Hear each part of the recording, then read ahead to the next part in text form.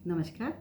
आप सभी का मेरे यूट्यूब चैनल इनर अवेकनिंग ज्ञान गंगा में हार्दिक स्वागत है।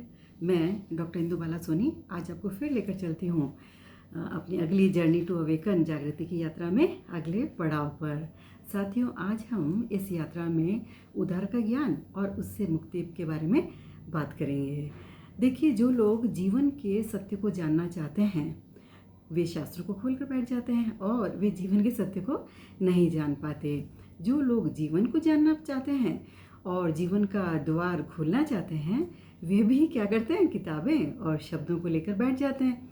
वे शब्दों से भर जाते हैं, ज्ञानी हो जाते हैं, लेकिन अज्ञान मिटता नहीं, प्रज्ञा का द्वार खुलता ही नहीं। सब जान लेते हैं फिर भी कुछ भी नहीं जान पाते। जीवन का वह द्वार जो बंद ही नहीं है बंद हो जाता है, जो सदा खुला है वह भी नहीं खुल पाता। उसे खोलने के लिए तो जो जानते हैं उसे भूल जाना पड़ता है, चुप हो जाएं, मौन हो जाएं, तो उस मौन के क्षण में जीवन के द्वार का खुलापन दिखाई पड़ता है। हमें भ्रम है कि हम बहुत कुछ जानते हैं।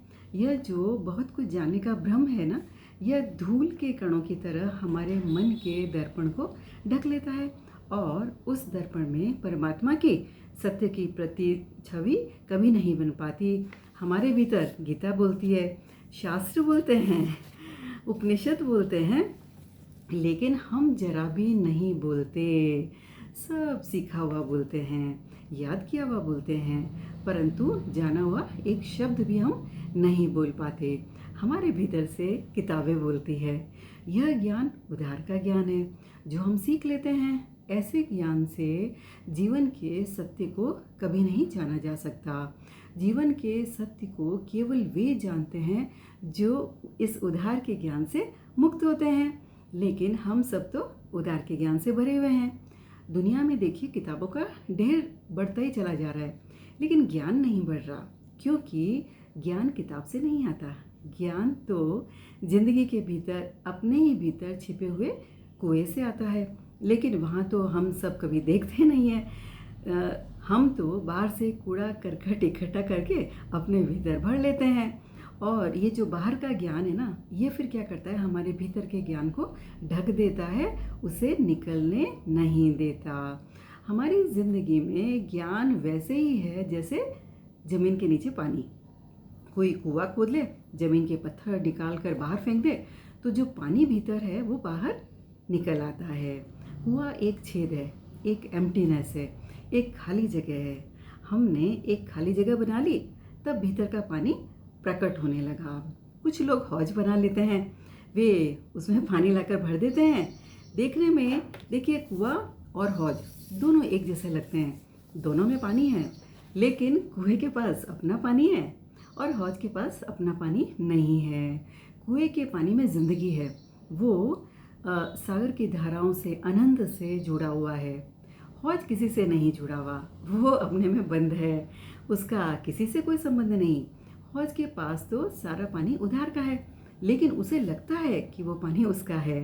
कुएं के पास पानी अपना है, लेकिन वह जानता है कि मेरा क्या है, मैं तो केवल प्रकट होने का माध्यम हूँ, रास्ता हूँ। पानी तो सागर का है, मैं तो एक खाली जगह हूँ जिसमें पानी प्रकट हो जाता है। कुएं के पास कोई अहंकार नहीं होता, लेकिन हौज के पास अहंकार होता है। अगर हौज का पानी ज़्यादा दिनों तक पड़ा रहे तो वह सड़ेगा, लेकिन कुएं का पानी कभी नहीं सड़ेगा। अगर पानी निकालो तो हौज का पानी खाली हो जाएगा, लेकिन कुएं का पानी निकालो तो और उसमें नया पानी भरता चला जाएगा। इसी तरह देखिए, इंसान भी दो तरह के होते हैं। एक हौज की तरह जो ज्ञान उधार लेकर भर लेते हैं अपने में, उनके पास स्वयं का कुछ भी नहीं होता।